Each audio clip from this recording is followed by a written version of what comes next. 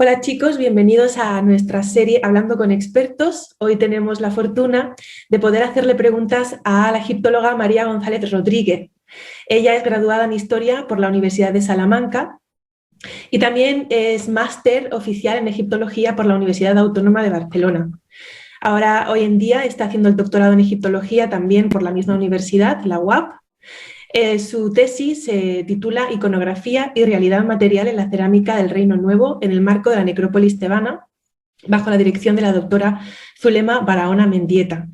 Hasta 2019 ha trabajado en diferentes proyectos arqueológicos en la península ibérica y desde 2019 forma parte como ceramóloga en varios proyectos arqueológicos en Egipto, entre los que destaca el proyecto Yehuti, llevado a cabo por el CSIC, en Derabuelnaga, el proyecto TT209, llevado a cabo por la Universidad de La Laguna en Asasif Sur, y el proyecto Com el Hamassin de la Universidad Autónoma de Barcelona. Muchísimas gracias por animarte a participar en esta serie, María. Muchísimas gracias a ti por pedírmelo, Laura. Nos gustaría hacerte algunas preguntas sobre tu ámbito de estudio, que es súper interesante y me hace muchísima ilusión tenerla aquí en el canal para arrojar luz sobre esto en el ámbito divulgativo. Así que si te parece bien, vamos a darle. Sí, por supuesto. Pues me gustaría preguntarte así algo general para introducirnos en el tema, que nos explicaras un poquito qué es la ceramología. Bueno, pues la ceramología es la disciplina pues, que estudia todo lo que tiene que ver con los recipientes cerámicos, tanto con su producción, dónde se hacen, cómo se hacen, y luego el estudio de las formas, de los motivos decorativos, todo lo que tiene que ver desde que se empieza a hacer una pieza hasta que sale al mercado, por así decirlo. Uh-huh. Esa es, en principio, a lo que nos dedicamos los ceramólogos. Ajá. ¿Y por qué el estudio de la cerámica en arqueología es tan importante? ¿Y qué tipo de información nos puede ofrecer?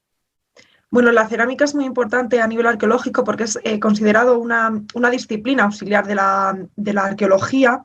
Las dos cosas más importantes, quizá la más importante, es que nos da una datación relativa, es decir, a través de la cerámica podemos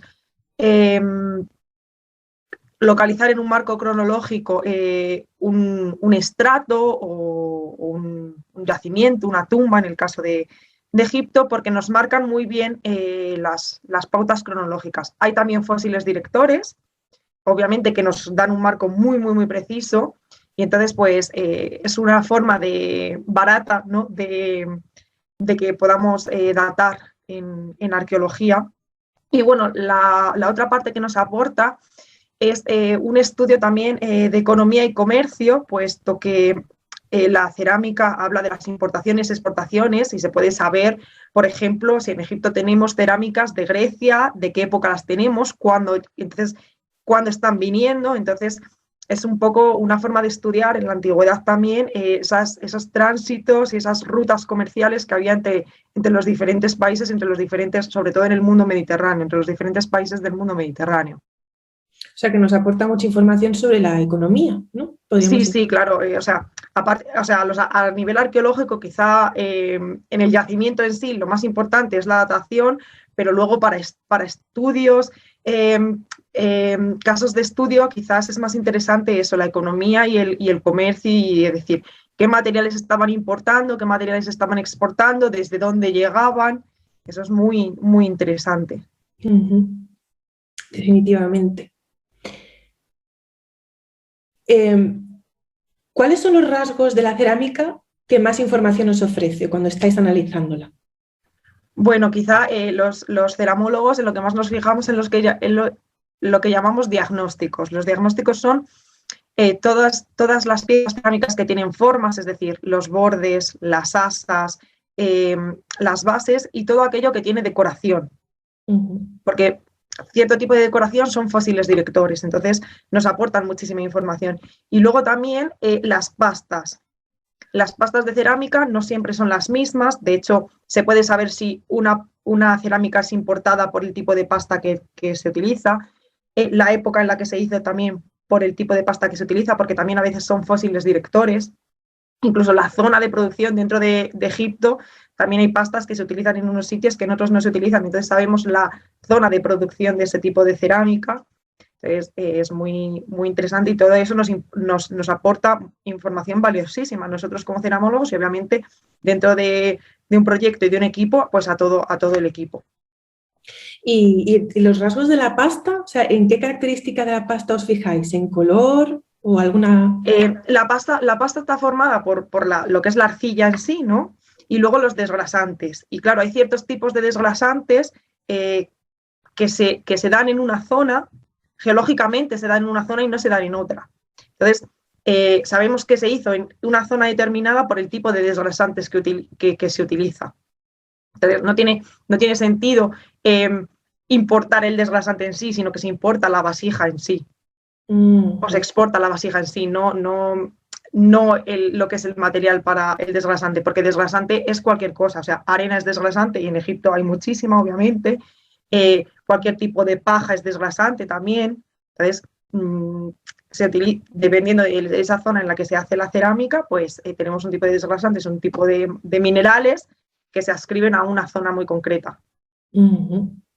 Súper interesante, para eso tenéis que tener un ojo hecho. Bueno, sí, se va haciendo. Obviamente intentamos saber lo máximo posible, pero obviamente pues los geólogos, ¿no? Pueden decir, pues este mineral se da exactamente en este sitio del mundo y en ninguno más. Pues esto es maravilloso porque se ha hecho ahí, pero no siempre es así, o sea. Claro, no siempre es tan fácil como... No, ojalá.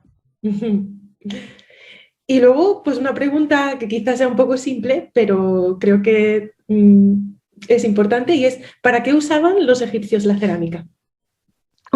A ver, pues los egipcios utilizaban la cerámica para todo. Quizá es un material muy fácil de conseguir, porque obviamente ellos tenían suficiente agua, el Nilo aporta muchísima agua, entonces y están rodeados de arena, entonces la arcilla es fácil de conseguir. Otra cosa es que sea una arcilla de más o de menos calidad. Obviamente también hay arcillas muy buenas en ciertas partes de Egipto y otras que son de menos calidad, pero la utilizaban para todo, para materiales, obviamente de lo que llamaríamos materiales de vida cotidiana, que quizás son los que menos encontramos, pero obviamente ellos cocinaban y cocinaban con material cerámico.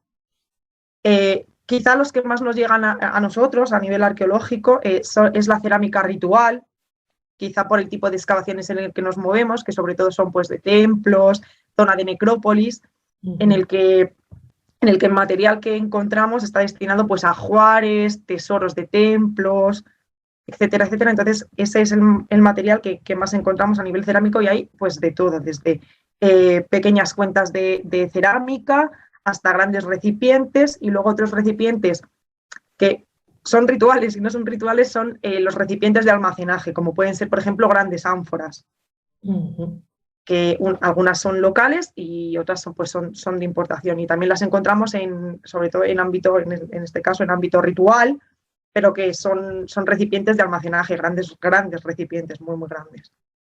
O sea que podemos decir que la cerámica que encontramos en contexto funerario, contexto de templo, está hecha exclusivamente para eso, ¿no? Sí, o sea, de hecho, hay a veces que se ven pequeños rastros a lo mejor de fuego, o sea, que ha sido utilizada a lo mejor en uso cotidiano, pero son las menos.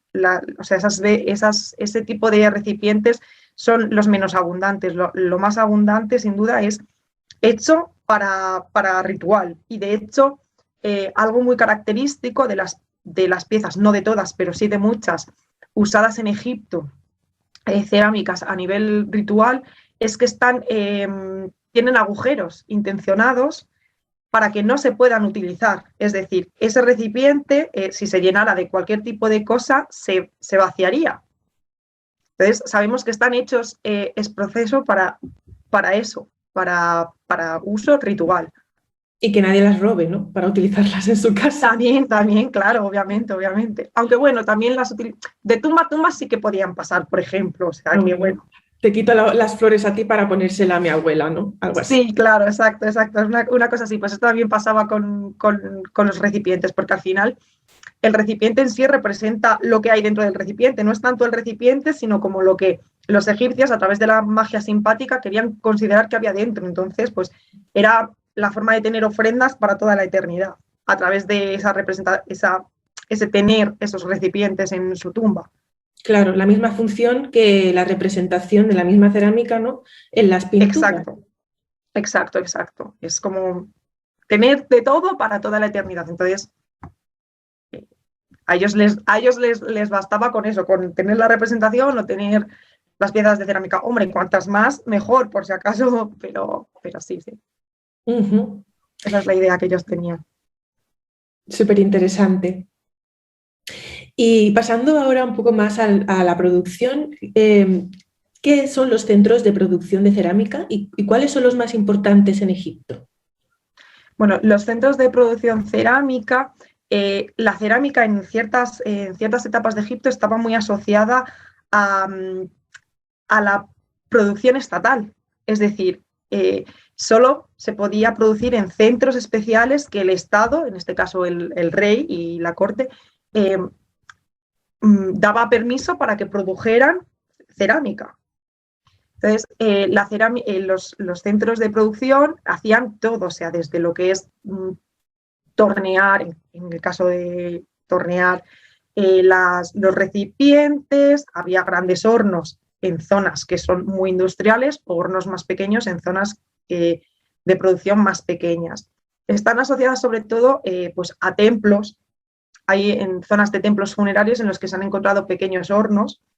Y quizá una de las zonas, pues por destacar algunas, más interesante, y bueno, quizá porque yo también he estado trabajando allí, es la zona de Medamut, que está en lo que es la antigua Tebas, el actual Luxor, está en la orilla este, y es una zona de producción amplísima de material cerámico.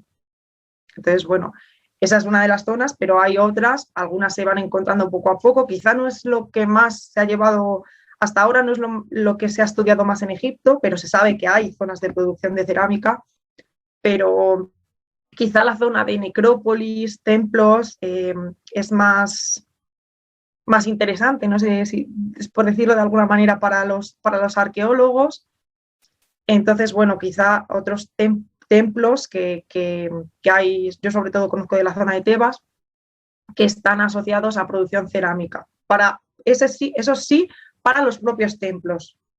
Es decir, por ejemplo, así como Medamut era una zona de producción industrial que se producía y se exportaba a todos los lugares de Egipto, incluso igual más allá de Egipto, los templos que tenían pequeños centros de producción dentro del propio centro, o sea, dentro del propio templo, eran para la producción de todo lo que había que almacenar en ese templo, de toda la cerámica ritual que se necesitaba en ese templo, etcétera, etcétera. No sé si te he contestado muy bien a la pregunta, sí, Laura. muy bien. O sea, me surge una duda y es, en el caso de los templos lo entiendo bien, pero en el caso de las necrópolis, de las tumbas privadas, ¿también se surtían de cerámica que procedían de esos centros de producción estatales? Sí, bueno, de hecho, o sea, yo, por ejemplo, en la necrópolis tebana no conozco dentro de lo que es la necrópolis tebana ningún centro. Quizá había pequeños hornos de producción. Es que, claro, la producción de cerámica es un poco especial porque quizá había hornos, pero la gente también se alimentaba y necesitaban hornos para hacer pan y para comer. Entonces, por ejemplo, en Deir el Medina, que han aparecido muchísimas cerámicas, no se han encontrado hornos. Entonces, a veces es un poco difícil separar, porque es decir, ¿hasta dónde podemos decir que hay producción? En principio, producción es un sitio en el que hay al menos hornos en los que se hacía cerámica. Y sin embargo, en Deir el Medina, que se han encontrado muchísimos restos de cerámica, el gran pozo de los Ostrakon, etcétera, etcétera, no hay hornos de cerámica como tal. Entonces, esa cerámica tendría que venir de algún sitio. Claro. O sea, que todavía hay muchas preguntas al respecto, ¿no? Sí, y bueno, yo creo que cada vez se va intentando estudiar un poco más. Los estudios focalizados en eso, en los centros de producción, en la distribución de esos centros de producción, hasta dónde llegaba la cerámica de un centro de producción. Entonces, es decir, llega el área de Tebas, por ejemplo, llegaba solo hasta la de Tebas o llegaba también a la zona de Memphis, incluso más allá, se exportaban a Sirio-Palestina. Eso es muy interesante, pero es verdad que hay pocos estudios que quizá con el tiempo pues se vayan resolviendo más incógnitas. Ojalá, ojalá. Inshallah, Sí, sí. seguro que sí. Y podríamos hablar de que haya algún momento destacado de Egipto en el que se considere que hay una revolución de la industria cerámica o más de un momento. Bueno, quizá yo destacaría varios momentos dependiendo de lo que nos fijemos, ¿no? Un invento muy importante es primero el torno lento, que aparece a finales del Reino Antiguo, quinta dinastía más o menos, y lo que hace que la producción sea más fácil, porque es más fácil de realizar. Y el torno rápido, que aparece a principios del Reino Nuevo, en la dinastía 18. Lo que hace muchísimo más fácil, porque en el caso del torno lento, utilizan las dos manos. Entonces llega un punto en el que no es tan sencillo, porque tienes que darle fuerza al torno mientras estás moldeando. Sin embargo, con el torno rápido ya es un torno de pie en el que tú utilizas las dos manos para tornear y con el pie vas dando velocidad a lo que es el torno. Entonces es más sencillo. Eso quizás a nivel de fabricación, vamos a decirlo de alguna manera. Y luego a nivel decorativo, desde el principio, desde el predinástico, se utilizan dos colores, que son sobre todo el negro y el rojo. Bueno, esos dos colores son los que aparecen en todas las cerámicas. Y luego es verdad que cuando va a llegar en Reino Nuevo, aparece la impresión de colores en azul, que lo vemos sobre todo en las cerámicas famosas de Amarna, ¿no? Y en época ramésida aparecen los amarillos y los verdes. Entonces, bueno, quizá esos momentos son así como muy identificativos, así a nivel, en este caso a nivel visual, el de los colores, de decir, pues esto es más o menos de esta época o al menos posterior a esta época. Pues bueno, son pequeños, no sé si revoluciones, pero bueno, para nosotros los ceramólogos revoluciones, desde luego. Y esos colores, o sea, el azul sería pintado, ¿no? ¿O no? No, no. O sea, anteriormente hay pequeños, o sea, hay pintados, pero claro, el pintado se va. El problema es que, pero en Reino Nuevo ya consiguen la forma de que metiéndolo en un horno, es decir, precocción, el color quede fijado y se mantenga después de cocido. Entonces ya no se va el color de la pieza. O sea, no es que no conocieran, o sea, ellos conocían los colores, claro que los conocían y los utilizaban en las tumbas y en un montón de cosas, pero el problema era que no eran capaces de fijarlo en la cerámica antes de cocerla. Entonces ellos lo pintaban por fuera, pero es mucho más fácil que la pintura se vaya. Cuando tú coges una pieza de cerámica pintada, tienes que tener mucho cuidado porque si es pintada post-cocción, es muy fácil que al tocarlo la pintura se vaya. Claro. Entonces, esas pequeñas, es decir, ellos iban jugando, experimentando hasta que conseguían lo que ellos querían. Y en eso los egipcios son los mejores, vamos, Sí, sí, sí. no hay duda. O sea, experimentarían hasta que dieran con la tecla y se pondría de moda, ¿no? Y ya, pues, Sí, sí, exacto, exacto. Además es que, por ejemplo, el azul, o sea, hay como un boom en la época pre-Amarna y un poquito Amarna y un poquito después, y después prácticamente es... Pero en esa época concreto es que es todo azul, parece que lo demás. Entonces es muy, muy visual. Entonces, pues es como algo muy icónico de esa época. Claro. Hombre, es un poco, a mí me recuerda a la típica vasija de la abuela, estas que son amarillas, transparentes, que solo se dan en tiempo de nuestros abuelos y ahora ya si ves una en una casa es de alguna abuela. ¿No? Sí, pues claro, es algo así, o sea, por eso te digo que hay muchas veces que es muy fácil identificar que algo es de una época, en este caso, por ejemplo, el azul, pero bueno, también te puedes encontrar a un ceramista que estuviera inspirado un día e hiciera algo raro, pero no es lo habitual. Claro, claro. Sí, eso es súper interesante también ver un poco las tendencias, ¿no? Sí, sí, sí. Y ya por último, ya cambiando un poco y yéndonos al ámbito de la cerámica, perdón, de la religión, Me gustaría preguntarte cuál es la relación entre la cerámica y la religión, aunque ya nos has hablado un poquito de esto, pero para charlar un poco más. Bueno, para empezar, cualquiera que conozca un poco la cultura egipcia sabe que no se puede entender nada de la cultura egipcia sin la religión, no tiene ningún sentido. Pero es verdad que la cerámica se utiliza muchísimo en la religión, o sea, ya no solo, o sea, cualquier depósito fundacional estaba compuesto por piezas de cerámica que se utilizaban en rituales, o sea, cualquier recipiente utilizado para libaciones que se hacían en rituales religiosos son de cerámica. O sea, es verdad que muchas veces en representaciones aparecen de otro tipo de materiales, pero no es lo habitual que una persona pudiera tener 100 recipientes libatorios de oro. Ya, Entonces los hacían de cerámica porque es mucho más barata y sirve para el propósito de realizar los rituales. Entonces tenemos desde jarras GES, que son preciosísimas, hechas en cerámica para rituales libatorios. O sea, recipientes que contienen ofrendas que se dan a los difuntos o a los dioses.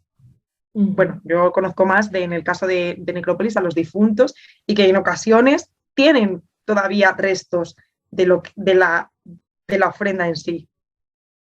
Y luego recipientes de ofrendas que han sido reutilizados, grandes recipientes de almacenaje que se han utilizado para meter ofrendas y que los encontramos reutilizados en las necrópolis, y que todo eso en realidad está relacionado con la religión, porque en lo que ellos creían, por qué ellos necesitaban esos recipientes, no en su vida cotidiana, sino que los utilizaban en rituales funerarios para tenerlo en el más allá. O sea, todo esto no se entiende sin la religión. La gran cantidad de producción y la gran cantidad de cerámica que encontramos en las necrópolis no se entiende si no entendemos el imaginario que ellos tenían de la vida en el más allá y de lo importante que eran las ofrendas para alimentarse durante toda la eternidad. Claro, o sea, es parte de la práctica de la religión. Esos rituales Sí. no se puede hacer, ¿no? Digo yo que la mayoría de los rituales no se pueden hacer sin cerámica. Ya te digo, no es lo habitual. Obviamente hay otro tipo de materiales con los que se puede hacer, pero claro, son muchísimo más costosos, muchísimo más caros y por mucho que tú fueras de la élite y de la corte, no podías acceder a ese tipo de material porque había ciertos tipos de materiales que estaban para dos personas, o sea, el rey, claro, la esposa del rey y en cantidades con suerte si limitadas. algún príncipe tenía algo.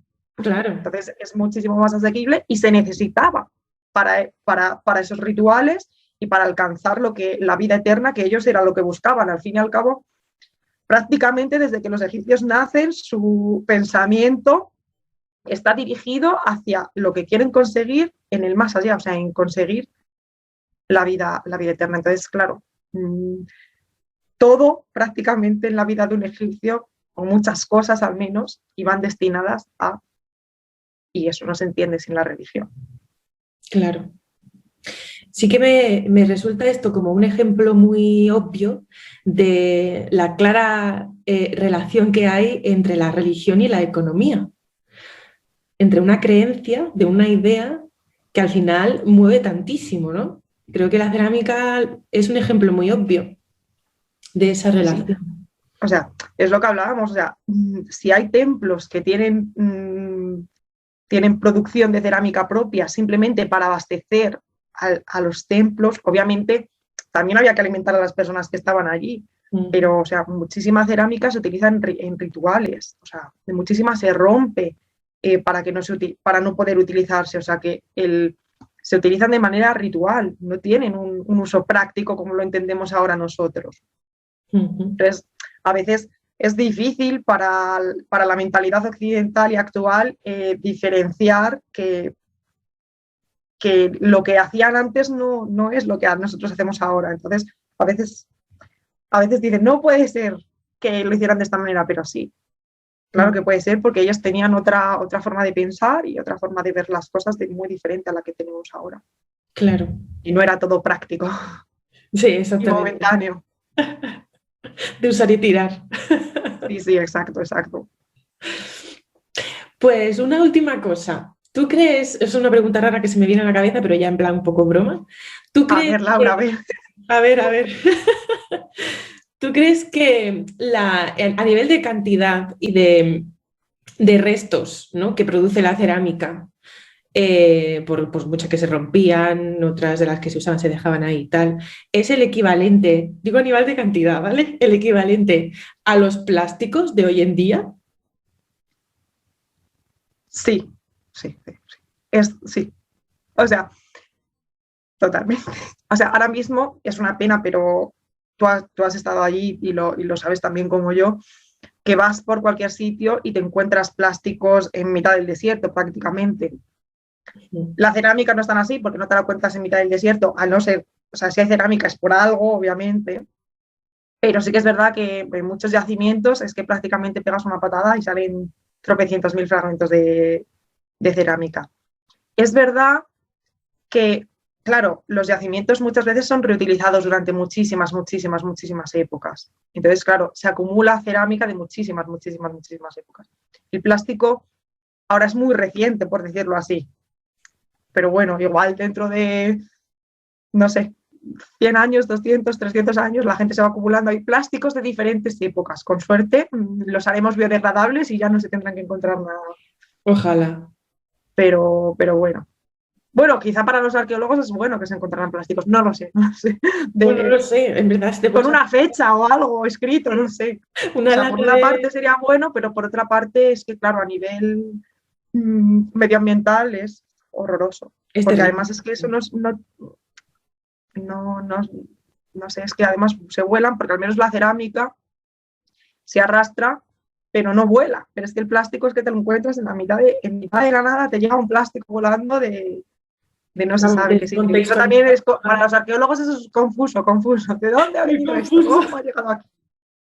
Entonces, bueno, Habrá ojalá, ojalá. estudios de estratigrafías de plásticos, latas de los años 80, latas del 90.